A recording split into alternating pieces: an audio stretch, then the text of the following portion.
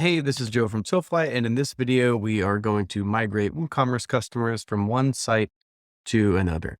So here we have about 5,700 customers, and we're going to move them over to a different site. So the first thing we have to do is go down here and click New Export. And then we are going to select WooCommerce customers down here from the pull down.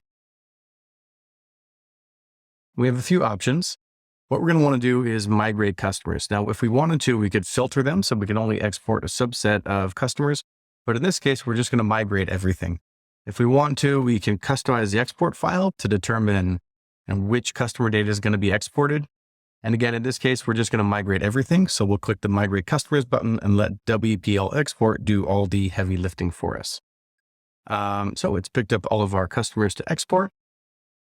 And we're just going to leave all of this here as is, and then confirm and run the export.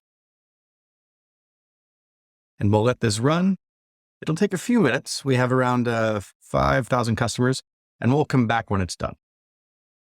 All right, so that took about 3 minutes. And now what we're going to do is we have some options. What we're going to do is download the bundle here. We can download just the CSV, and that just has a CSV of our customers, but we want the bundle, and that contains all of our the settings that we need for WPL import, so we can run this on the import site. So we'll download that, and then we'll go over here to our import site. And now we're going to create a new import with WPL import. And then we're going to upload that file that we just downloaded. So this zip file, again, it has the customers we exported as CSV, and then it also has a settings file for WPL import. So if we wanted to, we could continue to step 2 and set up the import and customize things. But in this case, we're just going to skip to step 4 because we don't actually need to make any modifications. We're just migrating the users over using all of the default settings. And that's going to pull over all of the data. We don't need to change anything here. We're going to keep block email notifications during import selected. So that way, when we import all these people, all these customers, we're not going to be sending new customer notifications to them. All of the passwords and everything are going to go through just fine. So the users don't need to worry about their passwords changing. People will still be able to log in.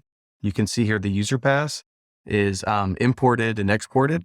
So what WPL import is actually handling here, it's handling the hashed version of the password.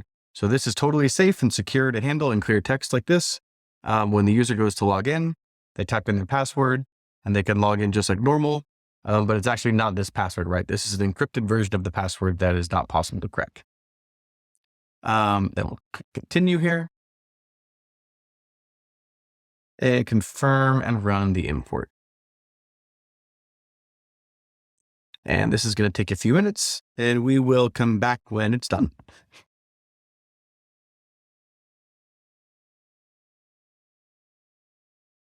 And we're done. So that took about 13 minutes to do all 5,754 customers. And we'll go ahead and check them out to see if they came in okay. And what we'll do is we'll go over here to the customers pane, and we'll see here that none of these customers are actually going to show up here in WooCommerce yet. And that's because they don't have any orders associated with them. And then in another video, we're going to migrate all of our WooCommerce orders, and we're going to associate those orders with all of our products and all of our customers. And at that point, our whole store will be migrated. Thanks for watching, and we'll see you soon.